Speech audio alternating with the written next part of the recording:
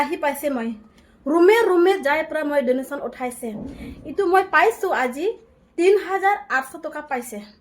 মই আজি কিমান টাইমৰ সন্ধিয়া 4টা বাজিৰ পৰা এতিয়া ৰাতি 8টা বাজি ৰুমত আহি পাইছোঁ খোজকাঢ়ি যাই মানুহ ৰুমে গৈ পৰা মই মানুহকেইটা বহুত মৰম কৰিছে কোনোবি নিদিয়ে বুলি মানুহ নাই 10 টকা হওক মানে 20 টকা হওক সিহঁতে মানে সোমালে মই নিজে মুখত ক'ব নালাগে সিহঁতে নিজে দিয়ে মই সিহঁতৰ যোনে আজি মোক পইচা দিছে বা দান দিছোঁ মই ধন্যবাদ জনাইছোঁ সিহঁতে মোৰ কাৰণে ইমান সহায় কৰিছে ছাপোৰ্ট কৰিছে মই ভাবিছিলোঁ মই কৈছিলোঁ যে আজি আমি 3 ঘণ্টা মাত্ৰ মই ৩,৮০০ টকা কানেক্ট কৰিছে মই ভাবিছিলোঁ 10,000 বা 15,000 মোৰ এম আছে যদি মই হ'লে মানে মই আসামত পঠাম মই এতিয়া তামিলনাডুতে আছে মই ইটো পইচা মই আসামত পঠাব 4-5 দিন ভিতৰত মই পঠাব কাৰণ মই তহঁতে ৰিকুৱেষ্ট কৰিছোঁ আৰু যোনে এতিয়া দিব বাকী আছে অনলাইনত যদি ইটো স্কেনাৰত তহঁতে দিবি আজি মই ভিডিঅ' ঢালা লগে স্কেনাৰত একজন দাদা দিছে ইটো মই দিছোঁ ইটো দাদা মোক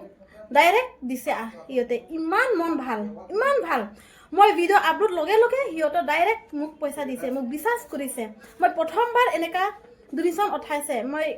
পইচা উঠাইছে মই প্ৰথমবাৰ কেতিয়াবি মই এনেকা কৰাই নাই কিন্তু মোৰ মনটো শান্তি নাই কেনেকা মই চাব পাৰিব আমাৰ অসমত নাই একেবাৰে হেক না ঘৰ আছে না মানুহ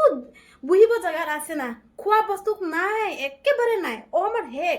এইটো মই দেখিব নোৱাৰে কাৰণে মানুহবিলাক যি ভাবক মানুহবিলাক মোক হাঁহিলে হাঁহিবি মই লাজ নকৰে মই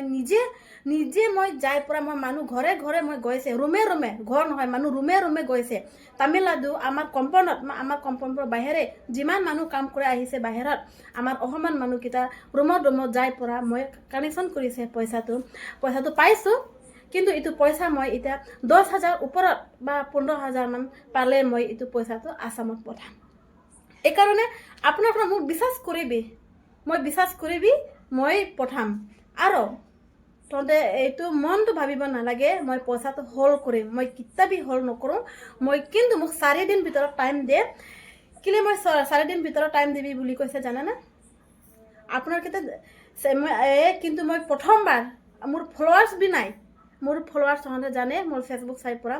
এইকাৰণে মোৰ কোনোবি অনলাইনত এতিয়া মোক পইচা দিয়াই নাই বুলি ক'ব নোৱাৰে অকল একজন দাদা দিছে মই ইটো স্কিমত থৈ দিছোঁ ইটো মই ভিডিঅ' ঢালাত লগে মোক ডাইৰেক্ট দিছে যিমান পাৰ 1 টকা হল 2 টকা খুচি পৰা দিছে মই বহুত ধন্যবাদ জনাইছোঁ আগতে মোৰ এনেকা ছাপোৰ্ট কৰি থাকিবি